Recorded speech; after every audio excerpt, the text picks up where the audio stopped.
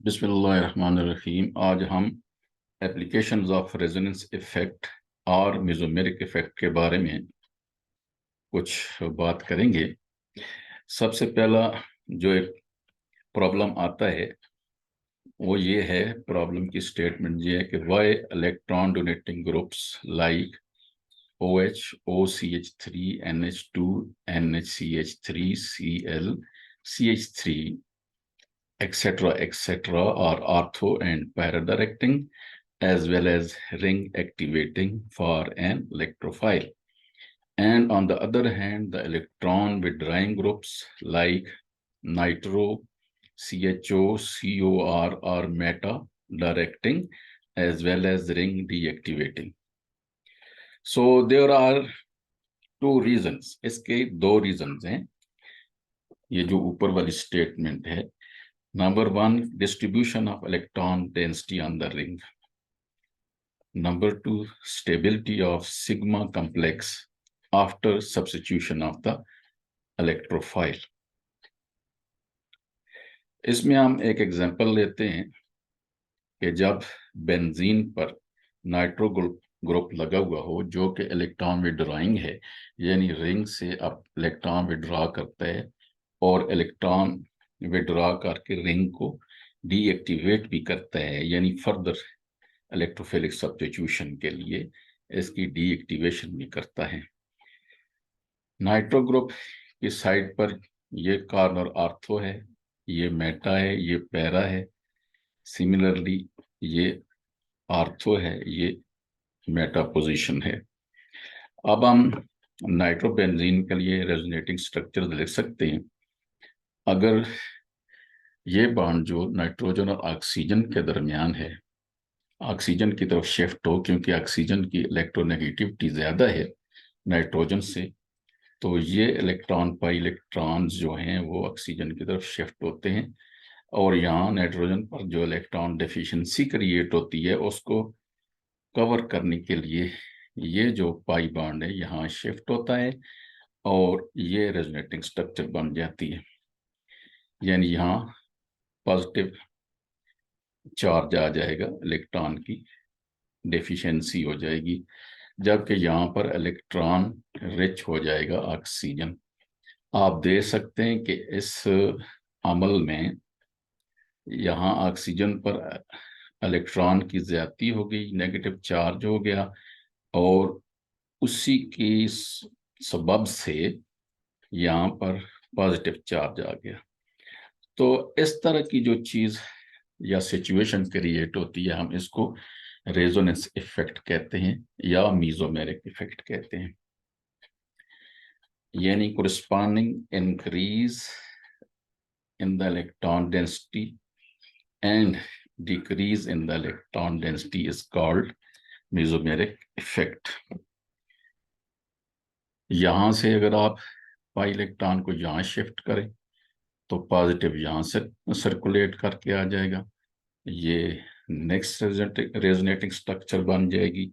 और अगर यहां से यहां करें तो ये पॉजिटिव इस कॉर्नर पर आ जाएगा, यहाँ आ जाएगा, यानी ये रेजोनेटिंग स्ट्रक्चर बन जाएगी। तो नाइट्रोबेंजीन के लिए तीन रेजोनेटिंग स्ट्रक्चर जो हैं आपने देखी हैं।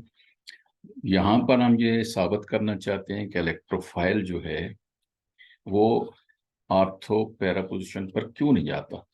चूंकि इलेक्ट्रोफाइल बताते खुद पॉजिटिव स्पीशी होता है, इलेक्ट्रॉन डेफिशिएंट होता है, तो वो ऐसी जगह पर नहीं जाएगा कि जहां पहले से इलेक्ट्रॉन की डेफिशिएंसी होगी।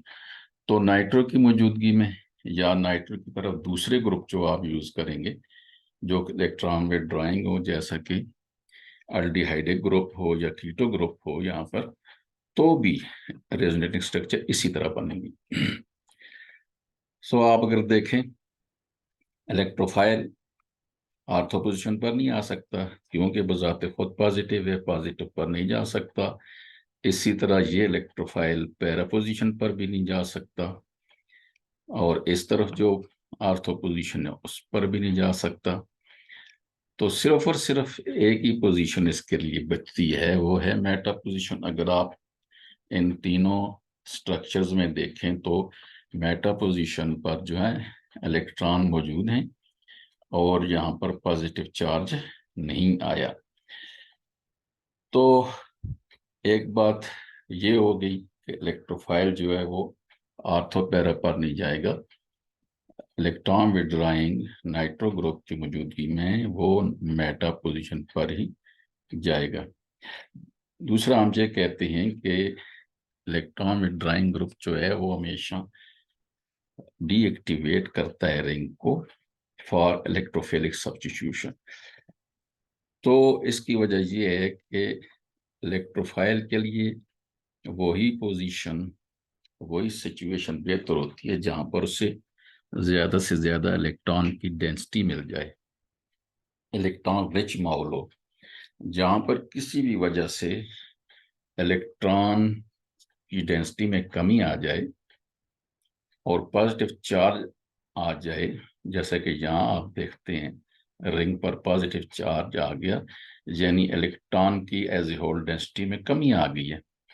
तो इलेक्ट्रोफाइल फिर वहां जाने में रिलक्टेंट होगा, या अगर जाएगा तो स्लोली जाएगा और रिएक्शन काइनेटिक स्लो हो जाएगी और कंडीशंस भी आपको ड्रास्टिक इम्पोज करनी पड़ेंगी सब्स्टिट्यूशन के लिए। तो that is why in the presence of nitro group the benzene ring would be deactivated for electrophilic substitution reaction, and electrophile can substitute only to meta position. You can see here from the structures.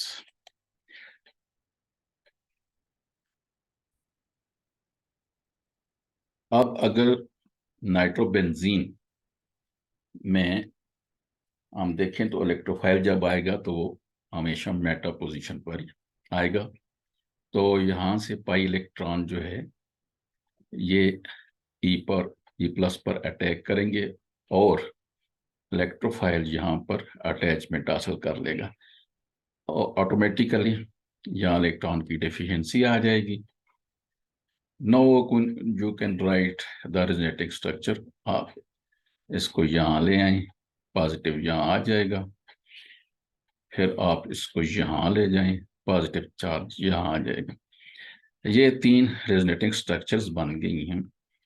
तो in the presence of these 3 resonating structure हम ये कहते हैं कि जो sigma complex बना है वो स्टेबल है। क्यों स्टेबल है? क्योंकि इलेक्ट्रोफाइल ने अटैक किया है मेटा पोजीशन पर, इसलिए सिग्मा कॉम्प्लेक्स की ये रेजोनेटिंग स्ट्रक्चर बनी है जो कि बजाते खुद स्टेबल तस्वर की जाएंगी। अगर हम देखें कि फॉर एग्जांपल हम कंसिडर करें कि इलेक्ट्रोफाइल का अटैक जो है वो पैरा पोजीशन पर हो गया है तो इससे आपको ये सिग्मा कॉम्प्लेक्स मिलेगा।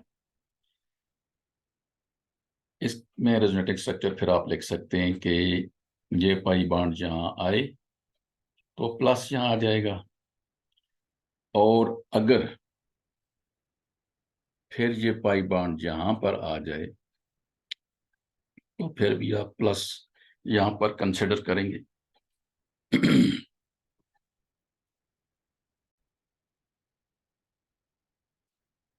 तो यहां से आप ये पाई बॉन्ड यहां मूव करें तो डेफिशिएंसी इस कॉर्नर पर हो जाएगी। यहाँ अगर आप देखें तो ये रेजोनेटिक स्ट्रक्चर जो है पाई कॉम्प्लेक्स की ये स्टेबल नहीं है, इससे ये रेजोनेटिंग स्ट्रक्चर भी बन जाती है, ये आप देख सकते हैं। अब इन 2 रेजोनेटिंग स्ट्रक्चर की वजह से as a whole sigma complex जो है, this is not pi complex, this is the sigma complex plus और प्लस एडजेसेंट कार्बन पर आप कार्बन नाइट्रोजन पर देख रहे हैं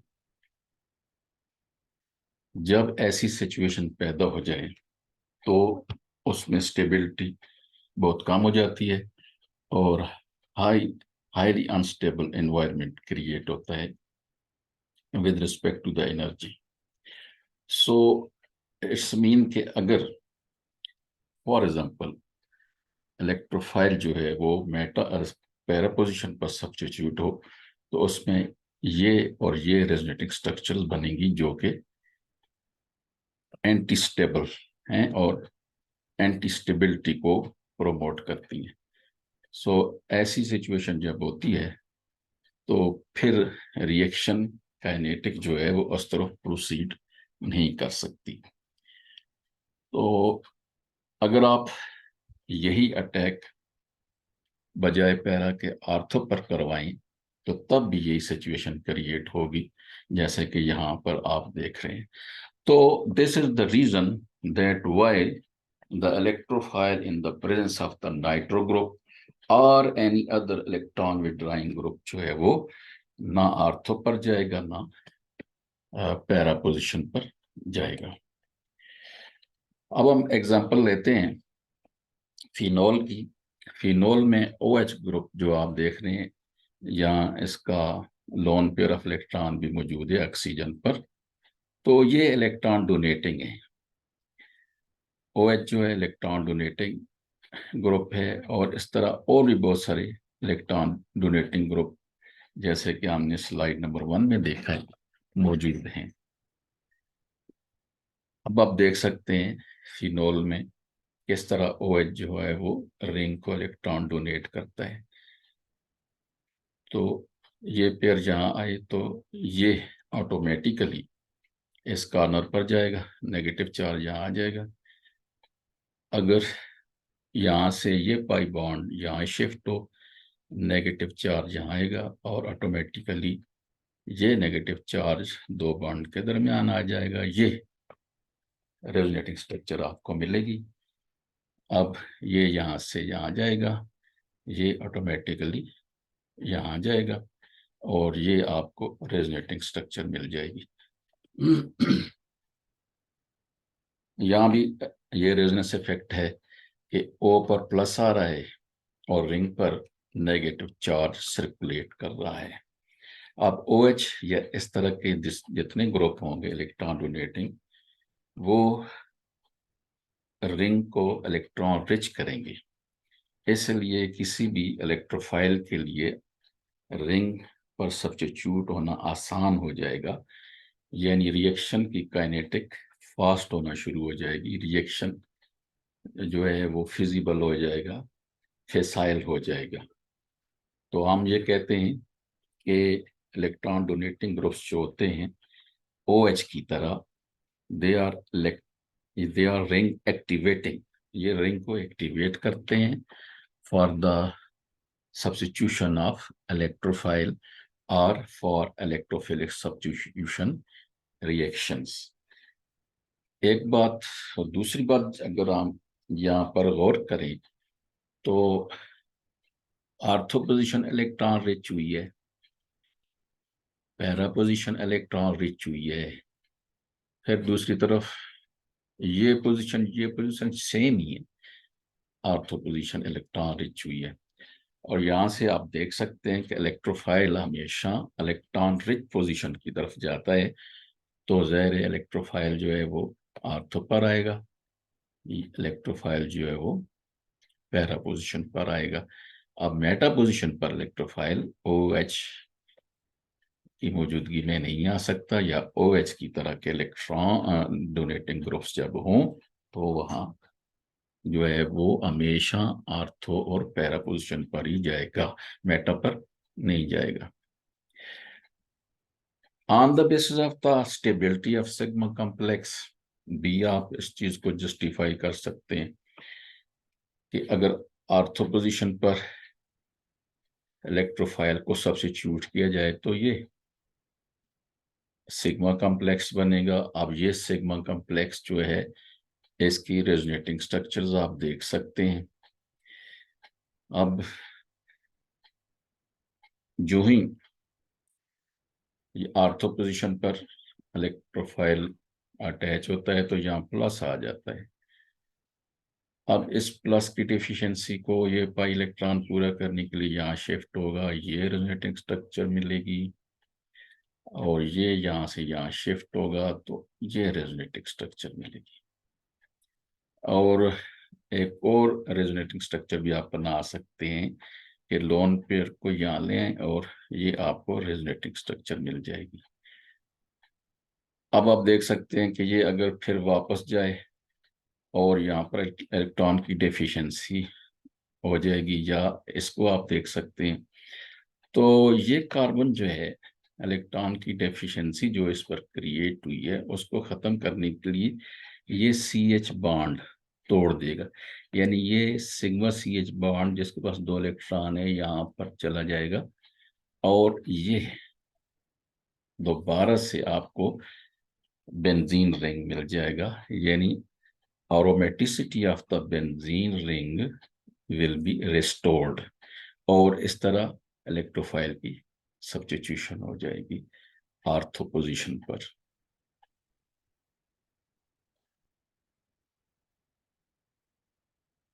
इसी तरह पैरा पोजीशन पर अटैक हो तो ये सिग्मा कॉम्प्लेक्स मिलेगा, उसकी रेजोनेटिंग स्ट्रक्चर आप देख सकते हैं, और फिर ये CH बॉन्ड टूटेगा या डिफिशियंसी को पूरा करेगा in form of pi bond, और इलेक्ट्रोफाइल की सब्स्टिट्यूशन जो है वो पैरा पोजीशन पर हो जाएगी।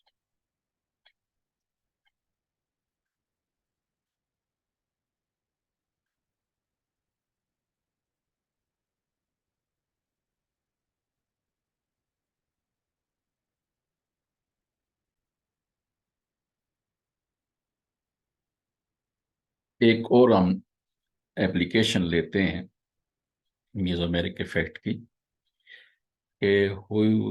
how we can decide the acidic strength in case of organic acid on the basis of the mesomeric effect or resonance effect। यहाँ आप देख रहे हैं ये पैरा नाइट्रो बेंजोइक एसिड है, और यहाँ नाइट्रो की बजाय मिथाइल ग्रुप लगा हुआ है। नाइट्रो ग्रुप इलेक्ट्रॉन विड्रॉइंग है थ्रू रेजोनेंस, और CH3 मिथाइल ग्रुप जिसे कहते हैं वो इलेक्ट्रॉन डोनेटिंग है थ्रू हाइपर कंजुगेटिव रेजोनेंस। तो हमने इनकी एसिडिटी को कंपेयर करना है। अब एसिडिटी हम उस वक्त कहते हैं जबकि कार्बोक्सिल ग्रुप मौजूद हो, किसी जगह भी उसकी अटैचमेंट हो, तो उसी की बुनियाद पर एसिडिटी होती है। अब कार्बोक्सिल ग्रुप में एसिडिक क्यों होता है, उसकी वजह ये O के साथ और इधर से C डबल बॉन्ड O की अटैचमेंट है कि H लगा हुआ है। ये हाइड्रोजन जो है ऐसी सिचुएशन में आयोनाइजेबल होता है। आयोनाइजेबल जब होता है तो बेस की मौजूदगी में ये H प्लस के तौर पर निकल सकता है और अपना ये बॉन्डिंग पेयर ऑक्सीजन को देकर चला जाता है। अगर आप इस हिस्से पर ऐसी सिचुएशन क्रिएट करेंगे कि जो इस H में ज्यादा से ज्यादा इलेक्ट्रोपॉजिटिव करेक्टर पैदा करे, तो इसकी एसिडिटी बढ़ती जाएगी, और एज ए होल इस मॉलिक्यूल में H प्लस और दूसरा जो नेगेटिव चार्ज स्पीशी बनेगा उसकी आयोनाइजेशन में इजाफा होता जाएगा। यहाँ पर नाइट्रो ग्रुप जो है वो इलेक्ट्रॉन विड्रॉइंग है, तो अगर आप इसकी रेजोनेटिंग स्ट्रक्चर लिखें तो उनमें एक रेजोनेटिंग स्ट्रक्चर ये भी है, ये आप देख सकते हैं। यानी ये पाई बॉन्ड जहाँ आया, ये पाई बॉन्ड जहाँ आएगा, यानी यहाँ से इनिशिएट होगा, ऑक्सीजन जो है वो इस पाई बॉन्ड को खींचेगा, ये इधर आएगा, ये इधर आएगा, और ऑटोमेटिकली ये कार्बन जो है इलेक्ट्रॉन डेफिशिएंट हो जाएगा, जैसा कि आप यहाँ देख सकते हैं। ये एक रेजोनेटिंग स्ट्रक्चर हमने लिखी है। अब इस कार्बन पर चूंकि इलेक्ट्रॉन की डेफिशिएंसी क्रिएट हो गई है, तो ये जो सी बॉन्ड है, बॉन्ड पेयर है, ये इस तरफ अट्रैक्ट होगा और इस पर पॉजिटिव चार्ज क्रिएट होंगे। अब ये इलेक्ट्रॉन जो है वो इस तरफ अट्रैक्ट होंगे, तो यहाँ पॉजिटिविटी पैदा होगी, ऑटोमेटिकली इसका इफेक्ट इस एच पर होगा, तो ये अपनी तरफ इलेक्ट्रॉन को खींचेगा। जब इलेक्ट्रॉन इसकी तरफ अट्रैक्ट होंगे तो इस पर H प्लस करेक्टर ज्यादा क्रिएट होते जाएंगे, तो जो ही इस पर H प्लस करेक्टर ज्यादा होते जाएंगे तो इसका एसिडिक करेक्टर इंक्रीज होता जाएगा। More ionization to give more number of the hydrogen ion in case of one, तो ज्यादा से ज्यादा आयनाइजेशन होगी, ज्यादा से ज्यादा H प्लस बनेंगे।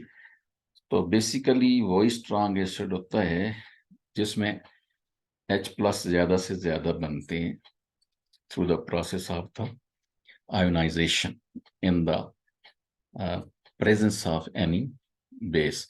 तो बेस जो है वो इसको एज एज H प्लस ले लेगा।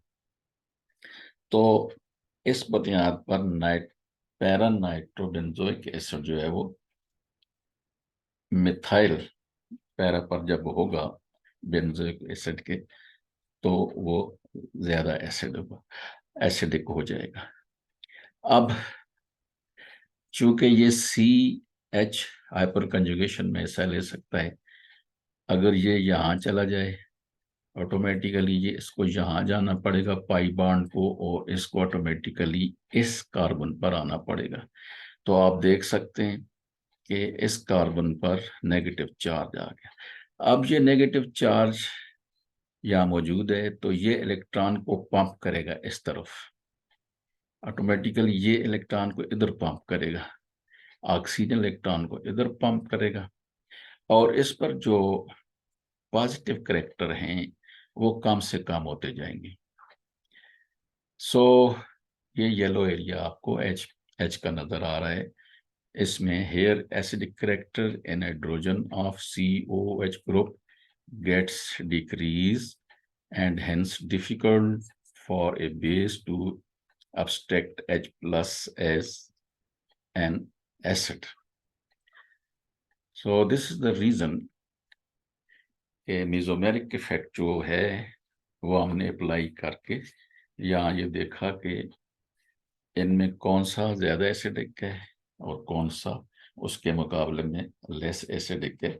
So on the basis of the resonance effect आपने ये रेजोनेटिंग स्ट्रक्चर बनाकर इसको एक्सप्लेन किया, और इससे ये रेजोनेटिंग स्ट्रक्चर बनाकर आपने इसको एक्सप्लेन कर दिया।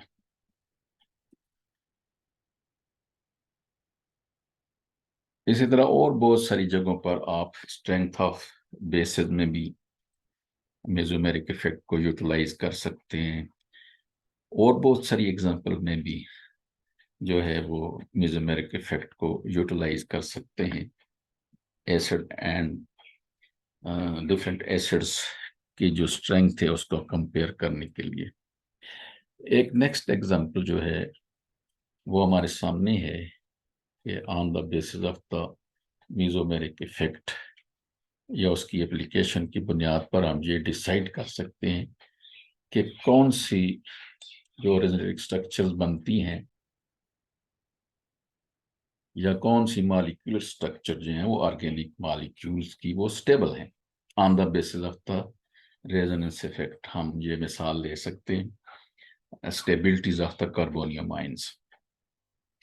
तो कार्बोनियम आयन में ये टर्शरी कार्बोनियम आयन है, ये सेकेंडरी है, ये प्राइमरी कार्बोनियम आयन है, ये मिथाइल कार्बोनियम आयन है। आप देख सकते हैं ये टर्शरी कार्बोनियम आयन इसलिए है कि जिस कार्बन पर पॉजिटिव चार्ज है वो आगे 3 और कार्बन के साथ अटैच है, इधर कार्बन के साथ अटैच है, इधर कार्बन के साथ अटैच है और इधर भी कार्बन के साथ अटैच है। तो ऐसी स्पीशीज को हम टर्शियरी कार्बोनियम आयन कहते हैं।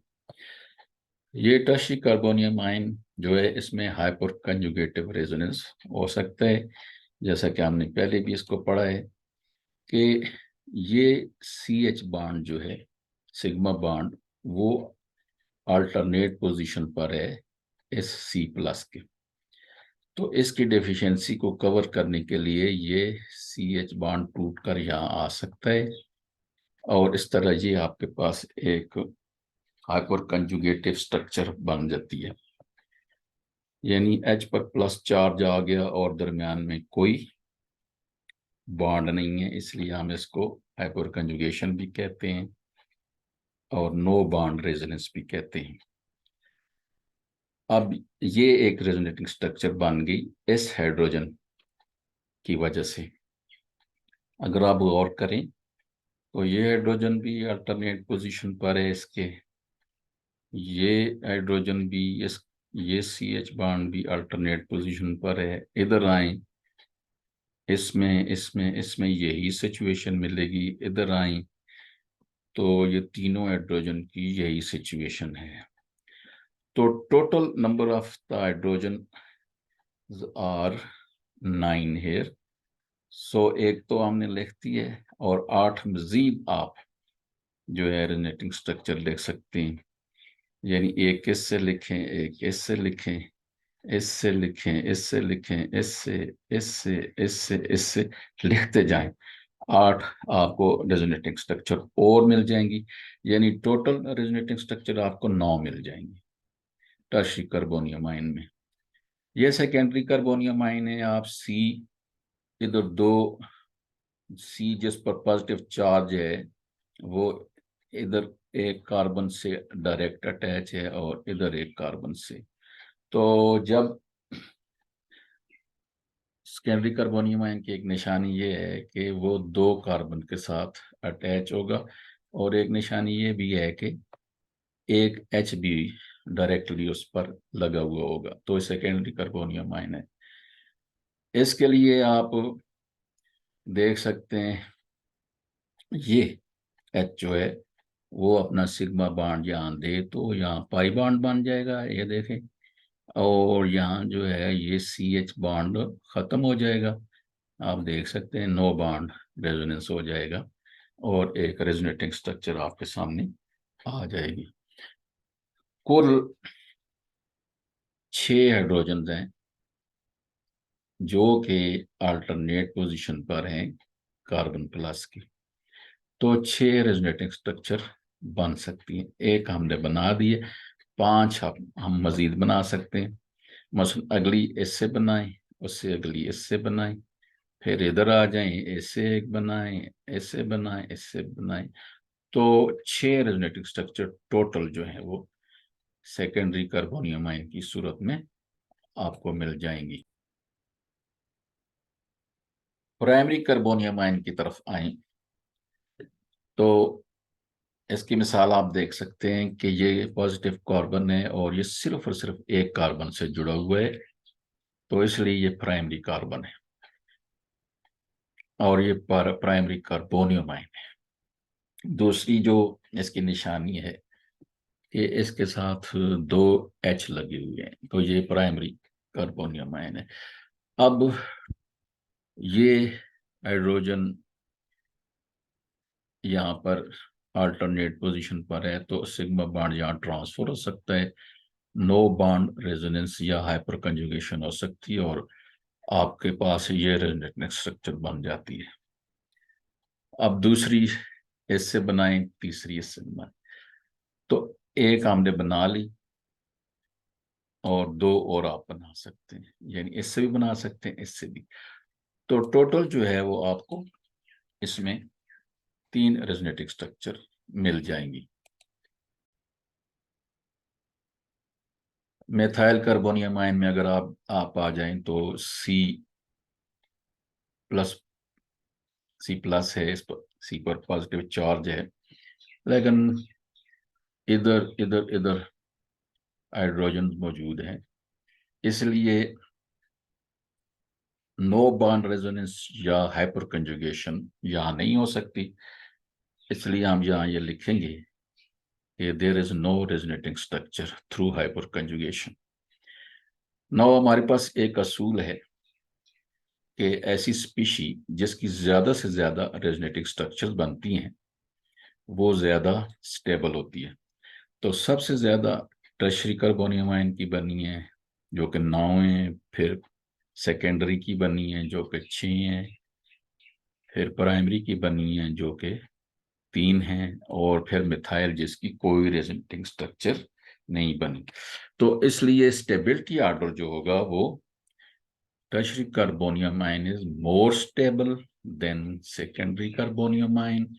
Secondary carbonium ion more stable than primary carbonium ion, and primary carbonium ion is more stable than methyl group carbonium ion. So this was another application of the resonance effect, which is the hyperconjugative resonance effect. Now we can see another example of the resonance effect or the mesomeric effect to demonstrate. Take this example. This diene, cyclopentadiene, is non-aromatic. You can see here, no aromaticity is present. But this yellow hydrogen is called acidic hydrogen. It is acidic. So in the presence of the base, it can lose and left his bonding pair here to give us this structure.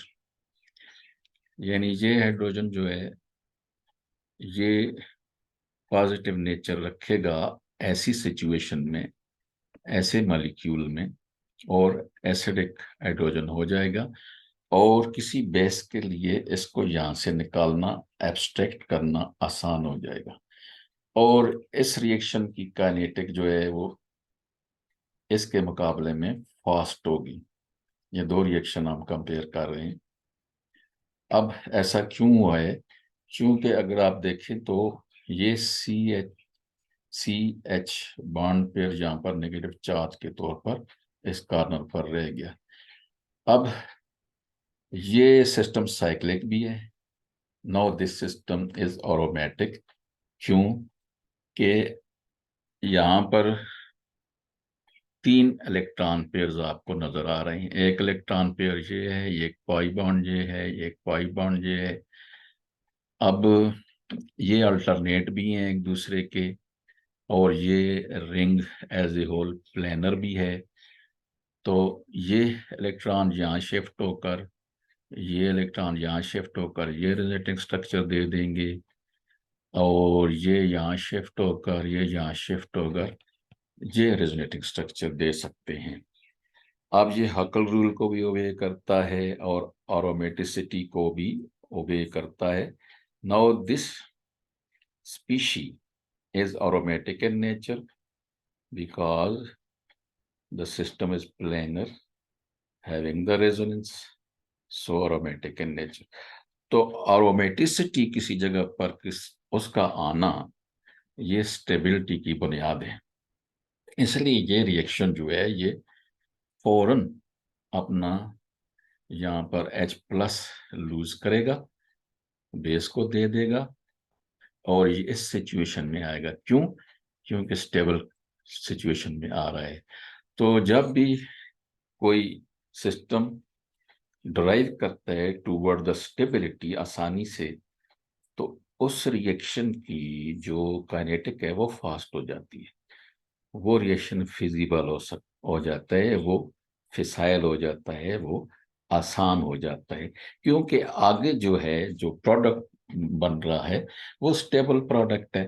तो drawing force क्या है इस reaction के fast होने की, या kinetic के fast होने की, या इस रिएक्शन के इजी होने की? ये है कि आगे आपको प्रोडक्ट में स्टेबल स्पीशीज मिल रही हैं, और आप देख सकते हैं कि ये रेजोनेंस इफेक्ट की वजह से।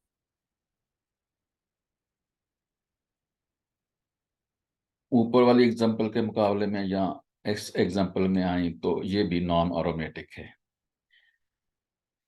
इसमें और उसमें फ़र्क ये है कि इसमें डबल बॉन्ड्स हैं और ये दोनों डबल बॉन्ड आपस में अल्टरनेट पोजीशन पर है। आप देख सकते हैं पाई सिंगल। लेकिन यहाँ ये सिर्फ सिर्फ अकेला है। अगर हम बब फर्ज महल ऐसा होता तो नहीं है कि इस हाइड्रोजन को निकाल लें बेस की मौजूदगी में, तो ये चीज़ बन जाती है। अब नेगेटिव चार्ज को हम इसके साथ अल्टरनेट भी नहीं कर सकते क्योंकि ये उससे दूर है कि इस नेगेटिव चार्ज के दरमियान दो सिंगल बॉन्ड है, एक ये और एक ये। इधर भी आप देखें एक ये और एक ये। तो इसके साथ पाई बॉन्ड के साथ ये अल्टरनेट नहीं कर रहा। जब अल्टरनेट नहीं कर रहा तो अगरचे साइक्लिक है जो भी है, इसमें रेजोनेंस नहीं होगा और ना ही इसमें हकल रूल मौजूद है और ना ही इसमें ऑरोमेटिसिटी है। सो अगर हम कंपेयर करें इस कंपाउंड को और इस कंपाउंड को, तो इसमें तो रिएक्शन हो जाएगा क्योंकि वो स्टेबल पोजीशन की तरफ जा रहा है और इसमें ऐसा नहीं हो सकता क्योंकि स्टेबिलिटी ये गेन ही नहीं कर सकता, बल्कि इसके मुकाबले में ये बजाते खुद स्टेबल है। यानी इस सिचुएशन के मुकाबले में ये बजाते खुद स्टेबल है, तो ये रिएक्शन इधर जो है वो मूव नहीं करेगा। तो एक और एग्जांपल हमने ले ली एप्लीकेशन समझाने के लिए रेजोनेंस इफेक्ट की, कि किस तरह रेजोनेंस इफेक्ट बहुत सारे रिएक्शन को जो है वो फैसिलिटेट करता है, उनको स्पॉन्टेनियस बनाता है, फेसाइल बनाता है, उनको प्रोडक्ट्स की तरफ लेकर जाता है। ये हमने एक एग्जांपल ली है, इसमें बहुत सारी एग्जांपल मौजूद है जिनमें आप रेजोनेंस इफेक्ट को या मेसोमेरिक इफेक्ट को अप्लाई कर सकते हैं।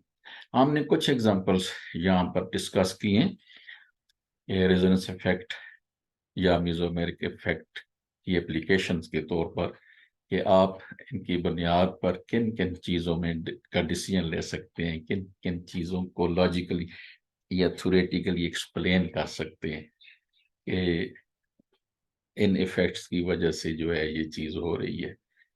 इस पे हमने 3-4 एग्जांपल देखी है। तो this was about the applications of the resonance effect. So thank you very much. Assalamu alaikum.